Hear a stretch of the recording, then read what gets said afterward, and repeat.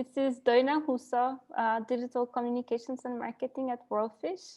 I'm happy to be opening this session with you all, and welcome.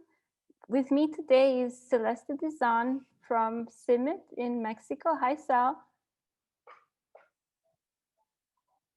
Hi, good morning, everyone. I'm Maria Celeste Dizon, Global Mobility and IRS HR Manager from CIMIT, based in Mexico. On behalf of the Coordinating Committee of CGIAR's first ever employee-led resource group, or ERG for short, I'm pleased to welcome you to the launch of something really new. Welcome to Wellness at CGIAR, a new cross-system, volunteer-led group of people who are passionate about workplace wellness. On behalf of the coordinating committee of the CGIAR, I would like to also let you know that back in July, when we all started this, a call went across the CGIAR to anyone who was interested in kickstarting a system-wide group around promoting wellness. This group of people, it's 12 people at the moment. It's a very diverse group in age, in nationality, in gender, in discipline, and spread all around the world.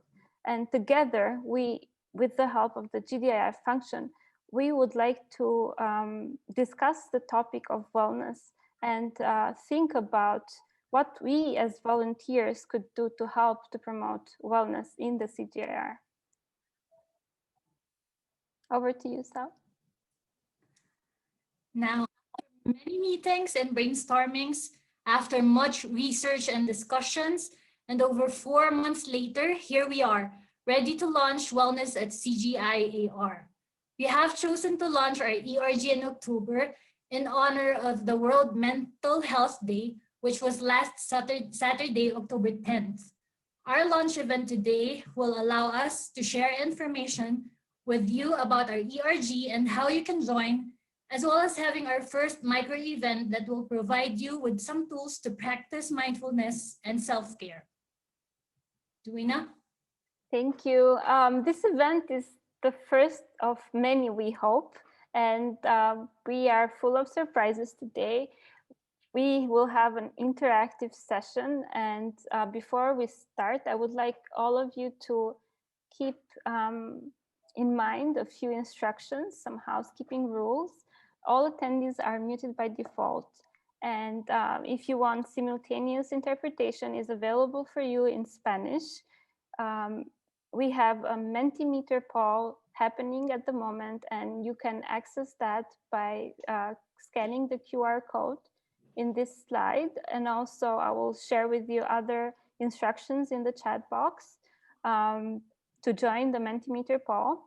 So please keep an eye on the chat box for those instructions and submit your questions or comments on the Q&A box, which you may find below your screen. I would like to let you know that this event is being recorded and the video will be shared after we end this session. If you have any troubles accessing the presentation, please contact Thomas Muller. He's online today with us. Thank you so much, Thomas, for your support. And the other rules that are not written, but they're open for everyone, is I hope you enjoy yourselves today. I hope you share as many questions and comments with us and with each other. And I hope you give each other a shout out, your colleagues in the Q&A box, if you would like to do that. Over to you, Sal. Okay, without further ado, I would like to welcome Fiona Farrell, the System Senior Advisor on Gender, Diversity and Inclusion, or GDI for short. Fiona, over to you. Morning, good afternoon, good evening, everyone. Thanks, Doina and Sel, and huge thanks to all the ERG members. As Sel has said, my name is Fiona Farrell, and I lead the new systems support function that aims to advance gender equity, diversity and inclusion in our global workplaces. I'm really excited to join today's launch of Wellness at CGIAR as our first employee-led resource group.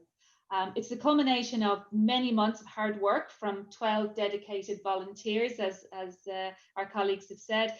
I think what they've been quite modest. They've really given a lot of time to come together over these months to think things through and to try to create something brand new, as Del said. And the concept is that it's going to be a new space for everyone in CGIAR to talk about and learn about and to practice wellness together. As Duina said, this is the first of many planned events, I understand. It's been a real honour for me in the GDI function to see the dedication of these volunteers and to be able to support them so far. And I look forward to continuing to support them in the coming months and years. Before we kick off today's session, we thought it would be useful to give a short introduction to the concept of what exactly an employee-led resource group is, because we recognise that many people may never have heard the term before. You can see up on the screen right now that really there's not a lot much more to it other than ERGs are spaces. They're safe spaces within workplaces where people can come together because they have things in common. So being a member of an ERG is pretty much like being in a work club, where you come together because you have maybe shared characteristics or you have shared life experiences, or maybe it's an intersectional grouping like, you know, women in research and science. And ERGs can be organized around anything that people have a common interest in, like a sport or a hobby, or in this case today, an interest in wellness. So each ERG has its own reason for existing, and it's totally created by and for staff themselves. They're usually run by volunteers, and today I know these 12 individuals are very good examples of the type of passion around a topic that brings people together. The idea is that ERGs are places where they can contribute to a sense of belonging. And that everybody can find somebody across the world, regardless of what duty station they're in or what discipline they have, somebody else that they have a common interest on the subject with. So if we look to the next question, you know, another question you might ask is, why are we setting up cross-system ERGs? And again, you know, if we look at the next slide, the answer to that is because when ERGs work, they make a real difference to people's sense of happiness in the workplace. There's a lot of evidence to say, you know, that ERGs can really contribute to inclusivity. So this is why they're laid out as an objective in CGIAR's action plan for advancing gender equity, diversity and inclusion. So if we look at it from both a staff and an organizational perspective, from a staff perspective, ERGs help build bridges across structures. You know, they help bring together people who are separated by geography or by maybe structure, organizational structure, and they connect people so that we can provide each other with support, we can make introductions, we can share information, and we can help each other in learning and development. They're recognized in an easy way for people to get together. So essentially, they just make the workplace more fun and more globally connected. And as well as being useful for staff, they're pretty helpful from an organization perspective in general, because they lead to greater staff engagement, and that in turn leads to greater retention, more motivation, more morale, and very importantly, more innovation. They're pretty useful as sounding boards for managers and teams to use as focus groups, but also to turn to user testing new ideas. Now, we shouldn't confuse them with staff associations. That's not the purpose of ERGs, but we do recognize that they can provide additional channels through which staff can raise ideas, can speak up and give unique perspectives. Because they evolve to meet the needs of their communities, they don't need any additional workload from outside, which is great. Finally, you might wonder, why are we launching them right now? You know, why are we launching ERGs now? Well, as I mentioned earlier, you'll see from this next slide that they're a really important part of the work that we're doing on the GDI framework and action plan. The vision for them is that they're open to all staff from across all CGIAR who are interested in this topic. In other words, to bring people from across the system together. And I'm lucky that I have the good fortune to be able to support them. This Wellness at CGIAR is the first of 3 ERGs that will be launched in 2020. The other two are called WIRES, Women in Research and Science, which will launch in November, as well as a third ERG, which will be focusing on anti-racism and launch towards the very end of this year, start of January next year. So from my perspective, I'll sign off by saying it's really exciting to see all this hard work come to fruition. It's great to see the personal commitment and the excellent timing. I mean, launching a wellness ERG in 2020 seems really apt, considering all of the challenges that this very strange and challenging year has brought to us all. And also choosing to launch a global conversation on wellness in the month when everybody around the world is focusing on mental health also sends a really important signal. So I wish you all every success. Thanks very much, and back to you, Doina. Thank you so much, Fiona. That was really, really insightful. You must be asking, now that we discussed the vision of an ERG, what is new with wellness at CGIAR and what will this ERG be focused on? So as you can see on the screen, this ERG in all its forms is crucial for all of us in maintaining, improving our culture and work-life balance, maximizing our potential, our achievements, and impact in our work. This ERG will create and promote and maintain, of course, wellness by providing information, community building tools, knowledge, forums for discussion, and learning opportunities for all. So our goal with this ERG is to make available this platform, and we hope that you all will join this call to be part of a member of this ERG so that we can continue discussing these topics in the future. And I will like to move on from here into our poll that you can see on the screen. I would like you all, in one word, describe how you perceive wellness in the workplace.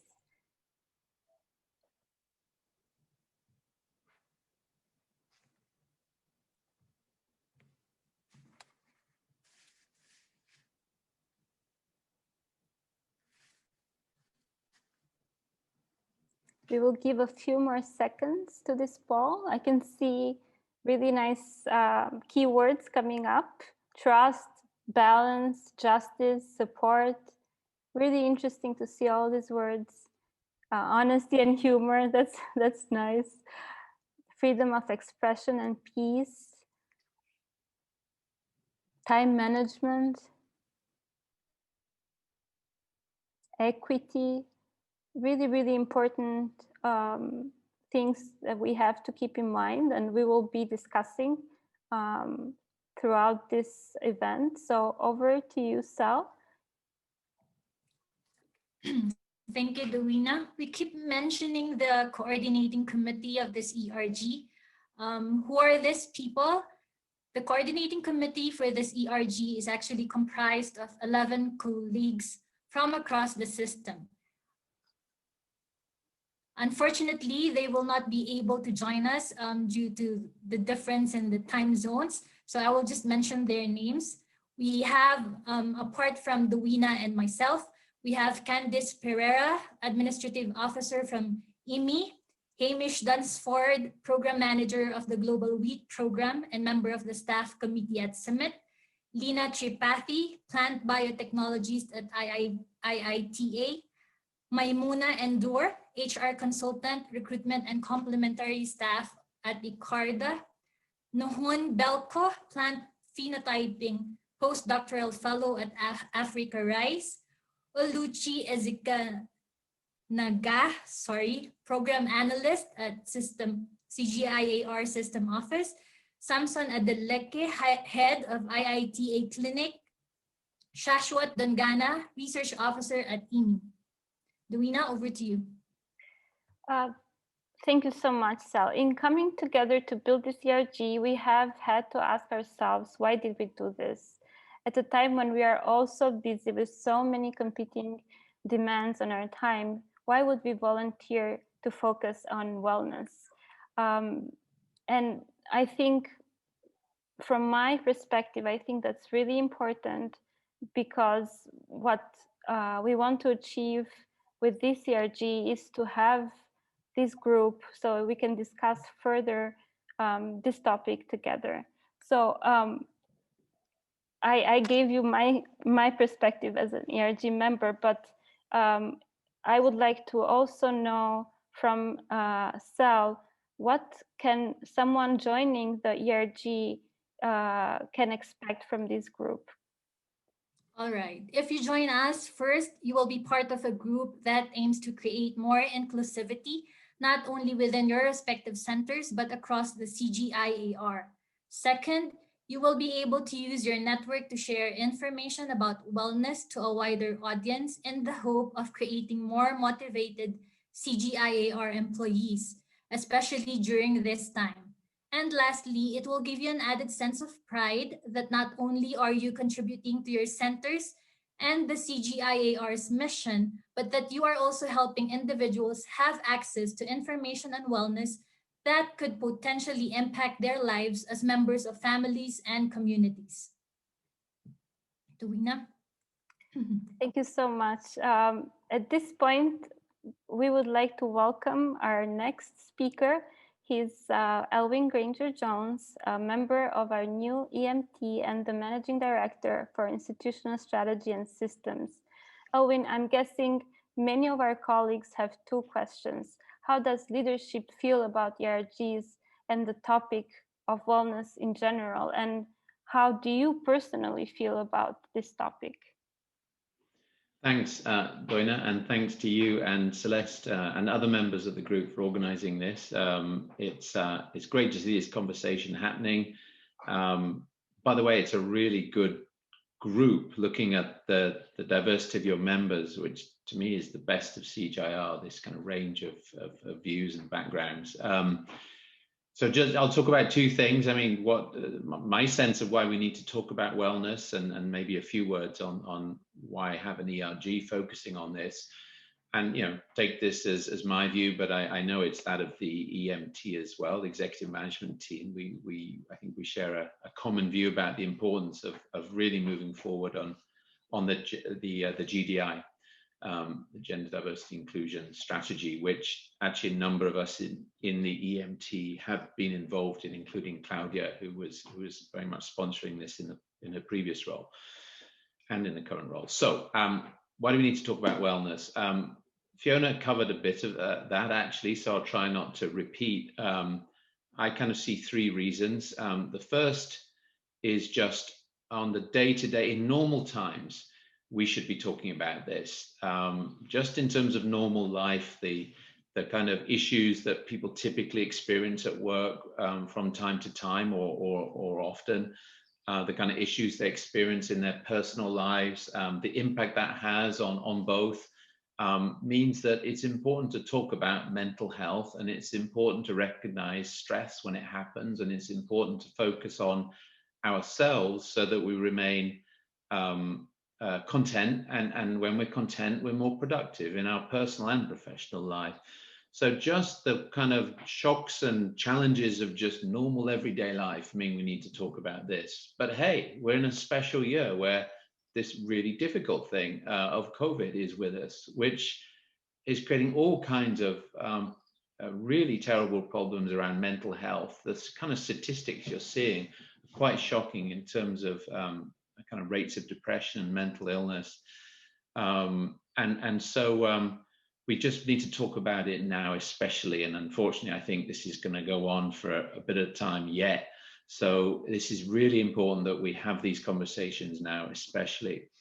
But the third reason is one CGIAR. We're going through a change process, and that's both incredibly exciting and I feel is essential to be able to retain our funding and to be able to do better for the people we serve. And I think it will create loads of exciting opportunities for all of us. But change is stressful, and the uncertainty of it inevitably creates anxiety, and anxiety is a form of, adds to stress levels and can create all kinds of impacts on people's sense of well-being. So it's another reason to be talking about that. So I think it's especially important we focus on wellness right now, and I think it's going to be exactly the same reasons to drive this discussion next year. Why have the ERG focusing on this? Well, if you want to explain this, it's just a really good way to have another discussion around this that goes beyond the formal ways we support aspects of wellness, whether it's the counselling services that have been put in place, the flexible remote working that actually has seen a real transformation because of COVID in terms of how we work around that, and various employee assistance programs and sort of HR structures. So it's great to have this parallel informal network to talk about these things and share advice and knowledge, and to just remove some of the stigma of talking about mental health, which there is so much stigma around this, that this is just great if we can have these kind of conversations. I also see it as opening doors between us, as creating safe spaces to work about this.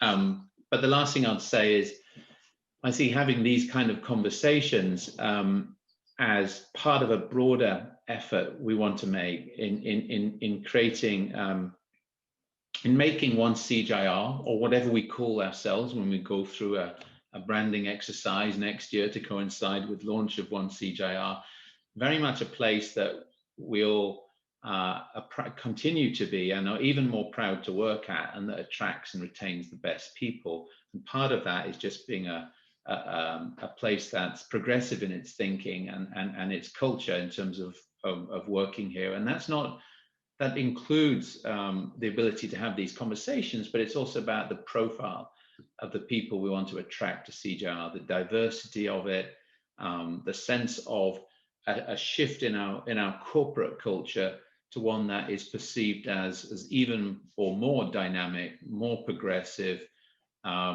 sometimes in some respects a profile that very much matches the countries in which we work and that we serve, and is a place that people are really proud to work at. So I actually see this as part of a much broader effort to try and build a clearer common sense of values across this 10,000 workforce that very much has this at its heart. So thanks for the work, and look forward to listening to the rest of the conversation.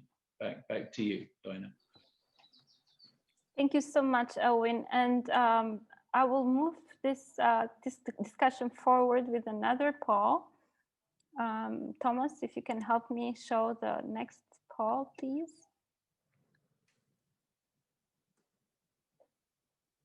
So how often in a week do you set time to focus on yourself and your wellness? Let's see how our audience responds to that. Okay, 3 times a week. That's a very good response. With yoga or a run, that's really excellent. Twice a week sometimes, maybe less. Never, that's someone that needs to contact us and we can discuss about that. 3 times a week, that's great. Let's see a few more answers before we move on into the next session. Never, no. It's too bad. Too little, yeah. Every day, that's great response. During the weekend, okay, we have more or less an idea how much our audience spends in focusing on themselves. So I will take this to Sal for our next speaker. Okay. Let me introduce to you our next speaker, Mrs. Kia Mcmahon. She has been delivering international corporate training and coaching global executives for over 20 years. She has also been offering stress reduction programs incorporating yoga and meditation for over 15 years. Combining these skills by offering wellness and mindfulness programs for global companies is her passion. Ms. Mcmahon was born in the US and grew up in Europe, France, Germany, Luxembourg, and the Netherlands. With an Ecuadorian mother and a Dutch, Austrian, Danish father, she speaks 5 languages and is well-versed at working with people from all over the world. She has a BA in psychology with a teaching degree and a master's in international and intercultural management. She's a certified yoga instructor and has spent over 25 years studying wellness. Ms. Mcmahon has a unique approach in combining her personal and professional international background with her wellness and mindfulness experience to create transformational global programs. Today, Saskia has kindly agreed to join us to share some insights and practical tips on wellness and mindfulness. Over to you, Saskia.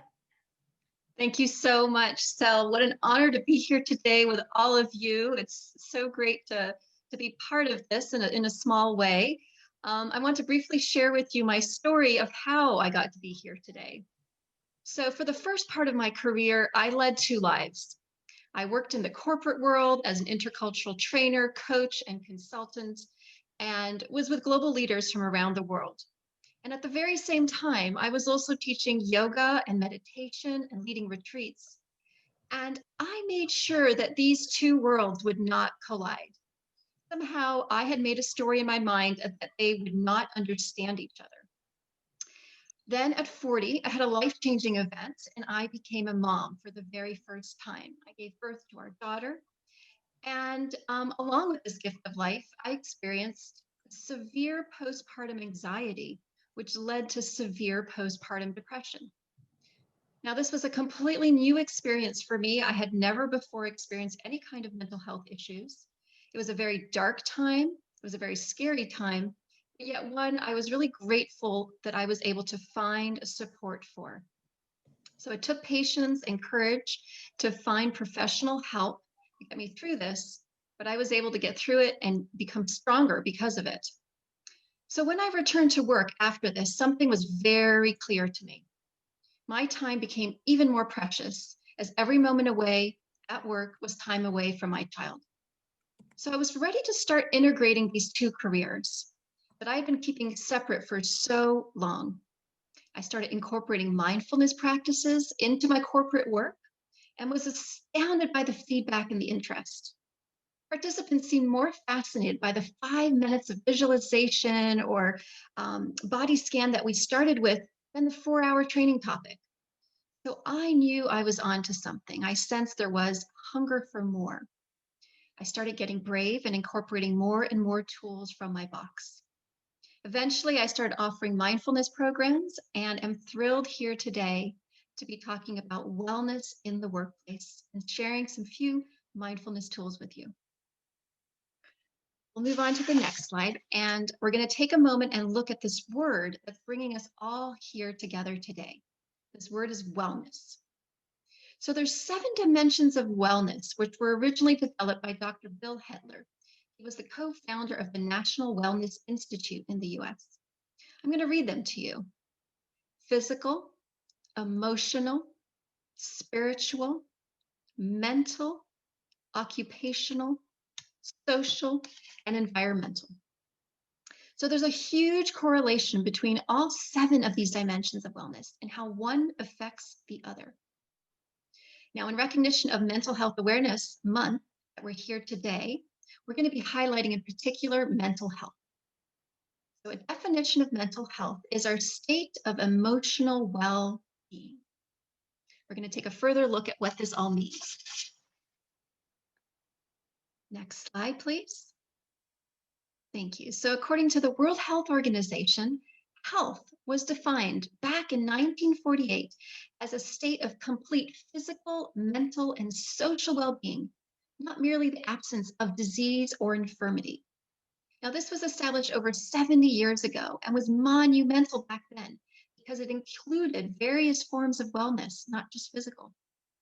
Today, that same organization defines mental health as a state of well-being in which an individual realizes his or her own abilities, can work productively, and is able to make a contribution to his or her own community. So mental health is the foundation of our well-being, of our sense of wellness. It is more than the absence of a mental disorder. It is the ability to be able to think, to learn, to understand our emotions and our reactions to others. So mental health is a state of balance, both within us and with the environment around us. Mental health really affects how we think, how we feel, and how we act. Most importantly, mental health affects how we handle stress. So we're going to take a moment now on the next slide to look at wellness numbers from around the world. According to the National Alliance on Mental Health, mental and behavioral disorders such as depression and anxiety cost the global economy $1 trillion each year in lost productivity. They also count for over 7% of the global burden of disease. And finally, they represent the leading cause of disability worldwide. According to the World Health Organization, more than 264 million people around the globe have depression. And finally, the Global Wellness Institute shows us that 1 in 6 people globally now has at least one mental or substance abuse disorder. That's over 1.1 billion people. And anxiety here ranks the highest, ranks number 1. Finally, workforce unwellness, such as chronic disease, work-related injuries, illnesses, and stress, and employee disengagement may cost the global economy 10 to 15% of economic output every year. Okay, so what do we do with this? What do we do with these staggering numbers? How do we find a way to lower them globally? Take a look at the next slide. And we'll take a moment to think about what can we do about all this? How can we change these numbers and make a difference? Starting with ourselves, starting with our everyday lives. We can begin today by cultivating tools such as mindfulness to reduce stress. I'm sure a lot of you have heard of this word mindfulness and may know something about it. So I want to take a moment now and take another poll and see about what does mindfulness mean to you? What does this word mean to you? So while this is going on, I'm going to tell you a little story. When I asked my 8-year-old daughter the same question, what is mindfulness? What does it mean to you? She said to me, mind full of ness. When I asked her what ness meant, she said, Mommy, nothingness. So her definition was a mind full of nothingness. All right, so let's see what comes in.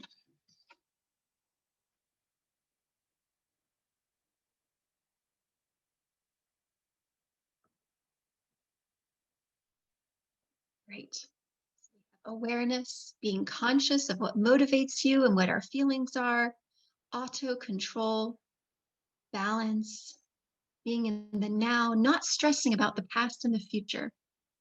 It's a mix of introspection and respiration practices where mind and body find a balance and you stop the rush of everyday activities to seek for peace of mind. And then I think this is in Spanish, autoconciencia, awareness, concentramiento. I know we have Spanish speakers here. Being in the moment. Yes. Let's see, are there any more? Being aware of oneself in your setting. I don't know if there's a few more that are down below that we can just scroll up to. Balance. All right. Okay, so according to the National Center of Complementary and Integrative Health, globally, there are 500 million people practicing meditation as one form of mindfulness. So meditation is just one form. There's so many more out there. We're going to take a moment now and talk about what is mindfulness, and in particular about a certain person who has really created an impact in the world of mindfulness. So one of the main founders is a gentleman by the name of Jon Kabat-Zinn. Now, he established the Stress Reduction Clinic at the University of Massachusetts Medical School in the late 1970s. It was there that he created the world-renowned mindfulness-based stress reduction program, otherwise known as MBSR. I was lucky to have had the pleasure of meeting him personally early on in my career, my early 20s. I was so impressed, even back then, and how simple he made it all sound. It felt like something I could do. And so it's back then that I started practicing yoga and meditation. I love telling the story that we share something very special in common. We both have daughters with the same name, Serena. So John Kabat-Zinn's definition of mindfulness is right here. He describes it as awareness that arises through paying attention on purpose in the present moment non-judgmentally. And I like to repeat this twice because it takes a moment to let this real definition sink in. So mindfulness is awareness that arises through paying attention on purpose in the present moment non-judgmentally. That's a lot.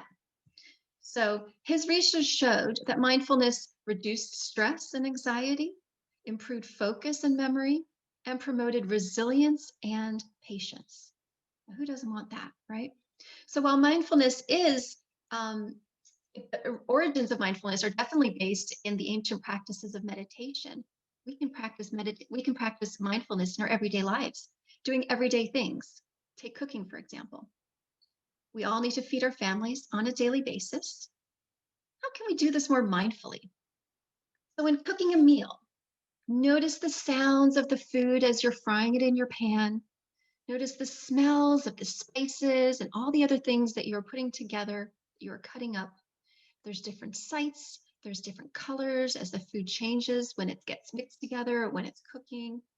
The flavors and textures change as we taste it and make sure we add the right amount of spices. So being mindful brings focus and alertness in absolutely anything that we do. We feel more alive when we're mindful. We feel more present. We feel more in the here and the now. Move on to the next slide and take a moment to look at some other research that's been done on the practice of mindfulness. So according to the Cleveland Clinic, mindfulness greatly impacts the brain function and the immune system, increases positive effects on mental health, overcomes different forms of insomnia, and greatly reduces chronic pain.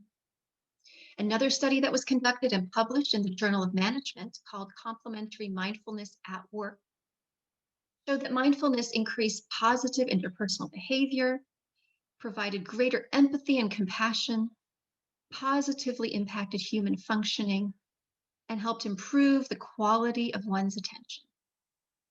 So aren't these things that we all ideally would love to have in both our personal and professional lives? So we're going to take a moment now and experience a mindfulness activity.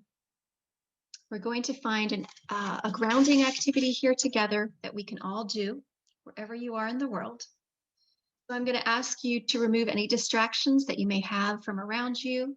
Make sure you're seated in a quiet, comfortable place. We'll start by putting our feet on the ground. Just notice yourself connecting to the earth.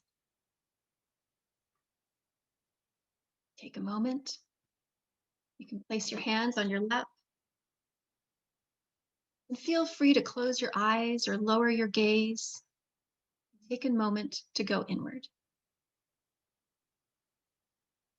But just notice what it feels like when we release this visual stimuli and we're able to connect with our other senses. Notice your breath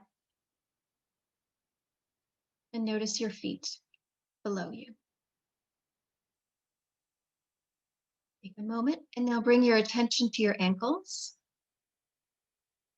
moving up to your shins and your calves.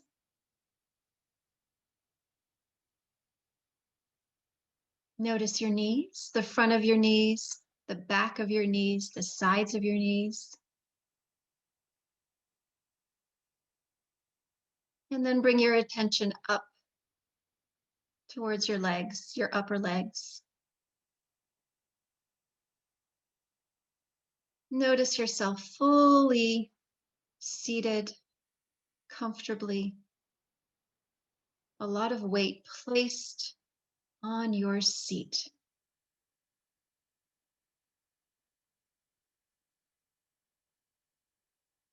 Keep relaxing your hands on your lap. And once again, take a moment to connect with your breath.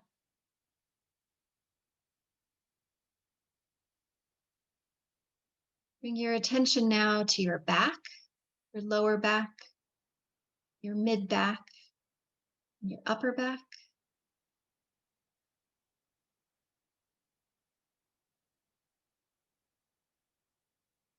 And then focusing on the front of your body, starting with your abdomen, your belly.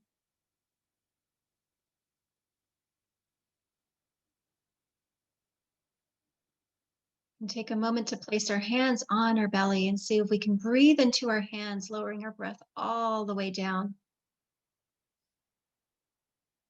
Notice what that feels like.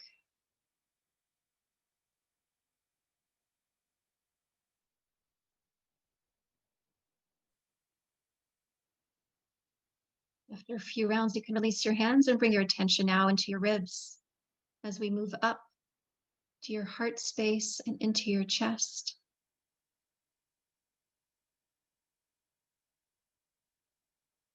And as you've brought your awareness to the back body and the front body, just notice if you tend to be leaning forward or back, or maybe even over to one side or the other.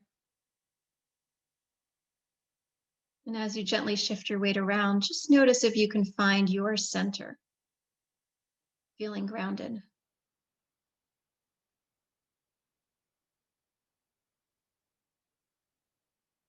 Bring your attention now into your shoulders and see if you can gently press them away from your ears.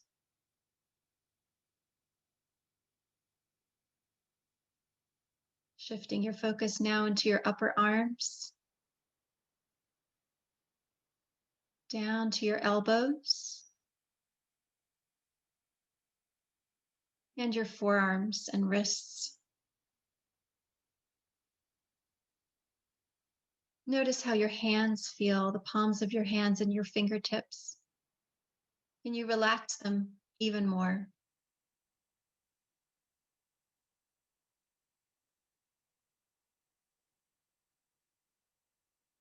Bringing your attention now to your throat, to your neck, the front of your neck, the back of your neck, the sides of your neck.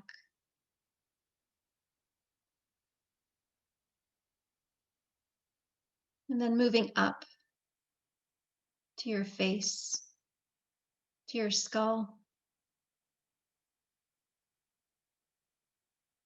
Taking a moment to relax your jaws and your eyes, gently resting behind your eyelids. Come back to your breath, just notice it.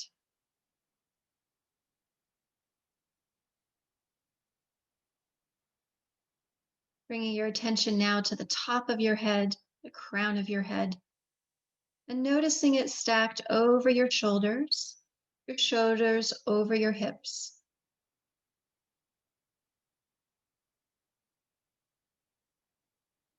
Taking a few big, deep breaths here.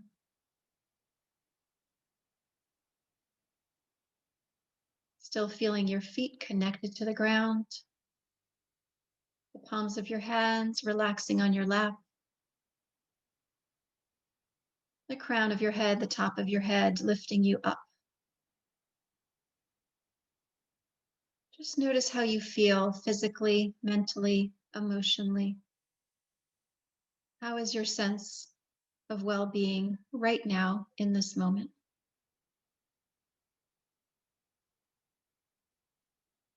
Know that you can recreate this at any point and any time. Just slowly coming back, lifting your gaze, opening your eyes. Welcome back, everyone. It's been a true pleasure being part of this. I hope you all have a wonderful day, afternoon, evening, wherever you are, and thank you for joining me in this journey.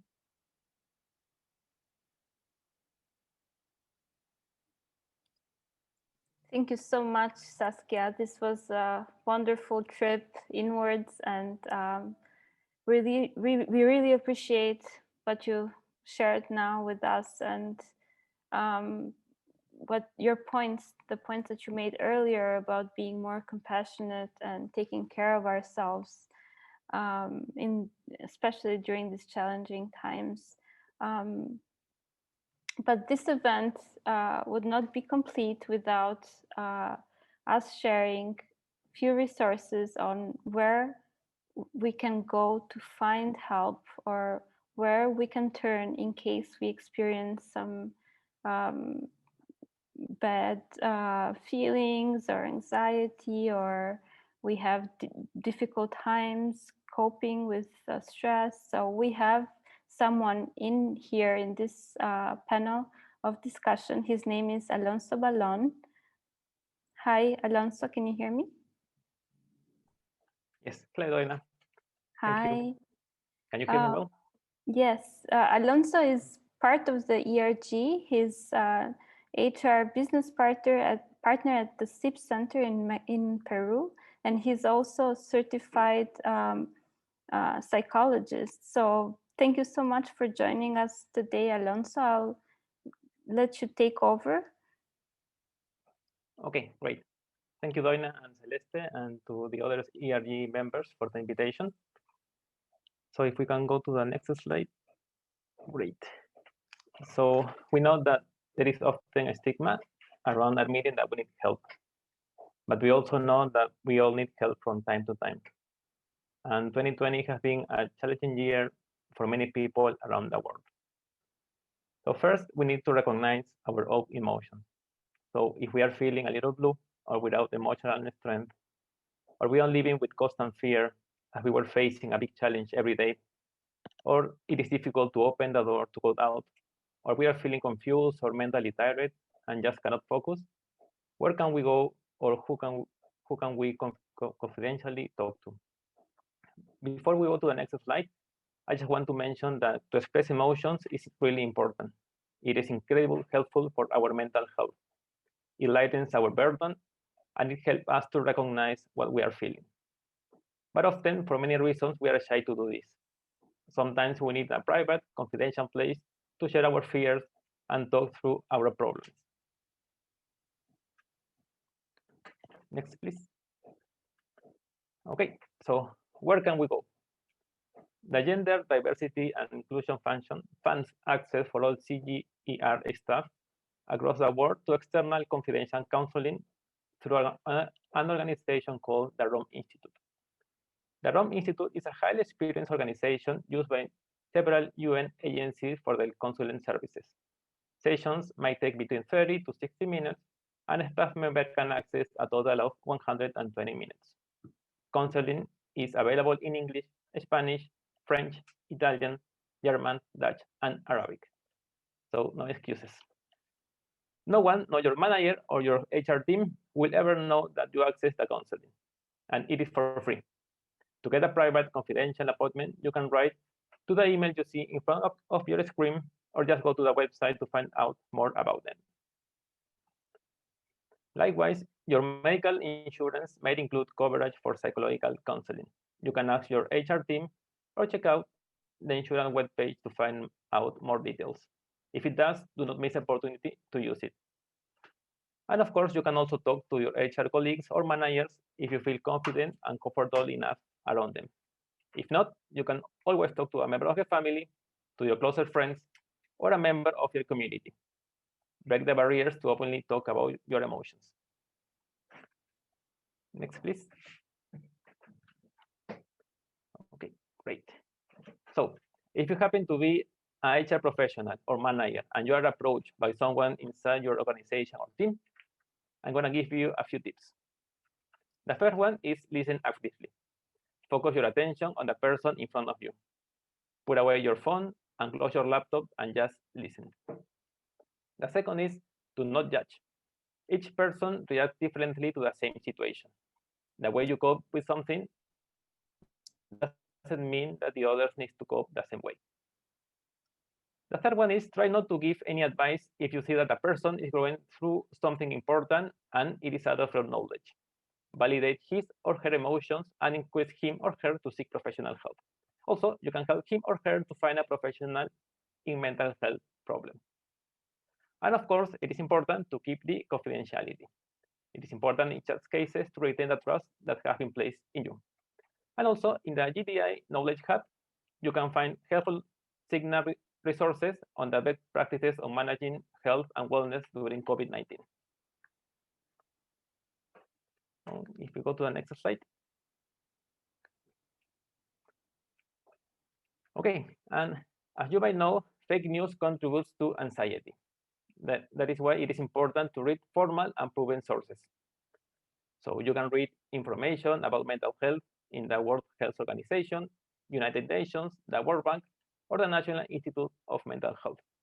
There you will find accurate scientific information. Please avoid any blogs or social media channels to source information on mental health. Choose content verified by reliable sources. Do not share rumors. Misinformation can result in people being left uninformed, unprotected, and vulnerable. So here in your screen, you can see a few links that will direct you to those web pages. Back to you, Doina. Thank you very much. Thank you so much, Alonso. And now it's time for to take some of the questions that we have received from the audience.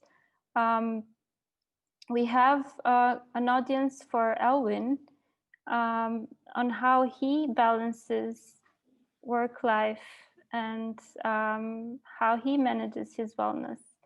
Elvin? Thanks. Well, I try, and I need to put quite a amount of effort in that, especially at the moment. I mean, for me,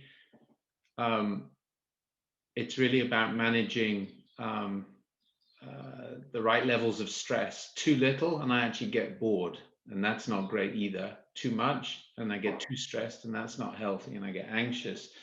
And about the quality of human contact, which right now is particularly difficult. So I do a bunch of stuff. I exercise. That's an important part of my life. I use my leave. I take vacations. There have been periods in my life where I've used counselors. That's been really helpful. I've used personal coaches. I've used, right now, there's this fantastic meditation app, which I discovered, which is just brilliant. It just makes it so much easier to take 10 minutes out and relax and try mindfulness. So I've been using that. What else do I do? I try not to avoid the difficult conversations, to sort of clear the air on things. And that includes the people above me in the hierarchy. So that includes my board right now. So if I need to do that, I'll air those issues. And of course, my team. I vent various meetings with my management team. If things are frustrating, I'll just say, right, let's just get it out. And we have a good vent about difficult things. I try to invest in meeting friends, family, and that's where the expat lifestyle and COVID absolutely sucks. I mean, that's on both counts, that makes it quite difficult. So basically quite a lot of effort I put into maintaining my my wellness, and you know, I see that as a really important thing, given the amount of pressure from different parts of life that I think we all face one way or another, wherever we are in the hierarchy. So Thomas, thanks for that question, and I hope I gave you a clear answer there. Thank you, Elvin. We have another question, and that's, what are the signals of depression, and how do I know if I might be depressed? And I think Alonso can answer that as the expert of the field. Thank you, Doina, for calling me an expert. And yeah, there are different kind of signals of depression. I mean, the most important one is the loss of interest. So, for example, if you enjoy playing football, but out of a sudden you stop enjoying football and you don't have the energy to play football anymore, or maybe you are sleeping less, or you are sleeping more, or maybe you are eating less, or you are eating more. So it depends on the person. But I mean, clinical speaking, you will need to have like 2 weeks of these symptoms, like really strong symptoms to be like have a diagnosis in depression. So one can feel that something is changing in his body, in his mind. So maybe there is a person that cannot put into words what he's feeling, but he knows or she knows that something is wrong with his body or her body or his mind or her mind. So more or less that will be the sign of depression. But it's important to see the proportionality of the signal and for how long you are feeling this way. Because it's normal to feel tired or to feel sad maybe for 1 or 2 days. But if this sadness continues for more than 2 weeks or 1 month, we need to seek help, of course. Thank you, Alonso. That was a great answer, and we will move forward with some resources that we want to share with all of you that are here in this webinar today. These are from Saskia's bookshelf, some really, really good book recommendations on mindfulness and wellness, and I will share, we will all share these presentations with you after this event so that you can research these books after today. And the next recommendation, this is from me and Sal. This is from our phones. This is what we use. And I think Elvin mentioned that he uses an app for mindfulness as well. Sal, if you want to say something about these apps and how we can use them throughout the day. Well, these apps are available both on iOS and on Android, and these apps are entirely free, although there may be some in-app purchases that you might want to do, especially with the first one. So it would be good if you can check this out and see how it can help you. We have a few, yeah, thank you. We have a few more minutes, so I would like to go back to the poll, and we can see there the results of what you would like to have us focus in future events. So if we can show that poll, yeah. So what do you think should be priority for your wellness and well-being in the workplace? We have a majority saying culture of health, mental, physical, emotional, and nutritional. That's really, really great to see. That's that we all want to build this culture together, and this is one of the missions of, well, part of the mission of this ERG. So I'm really happy to see that. But equally important, mental health issues, physical activity programs, meditation and mindfulness programs, support for young families and parents. All of these are really important topics to kind of discuss further. With this in mind, I would like to, and since we are almost on time, I would like to give the word back to Sal for the closing.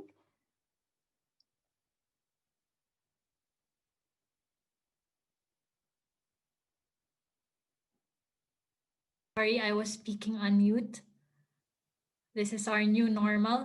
Before we end this event, we wish to thank everyone who participated in this seminar. Particularly, we also would like to thank Elvin for participating in this event. We appreciate it very much. I know that you are very busy, but you did give time to us. Saskia, thank you. And to Alonso also.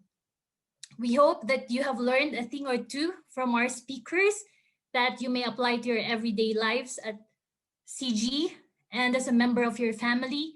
We are now sharing with you a list of other activities that our group has planned. Do we have it? Do we not? No. We have it, but we will share it after this meeting. That's why we had those questions in the polls.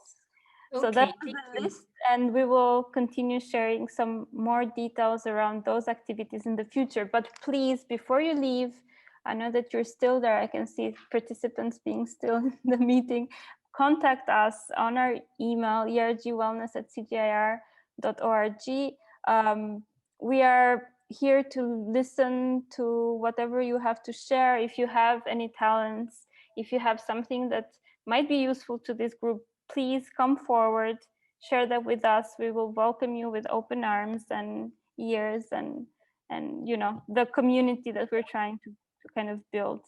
So with this, I'd like to also extend my thanks to everyone in the panel, Elvin, Saskia, Fiona, for your amazing support, Alonso.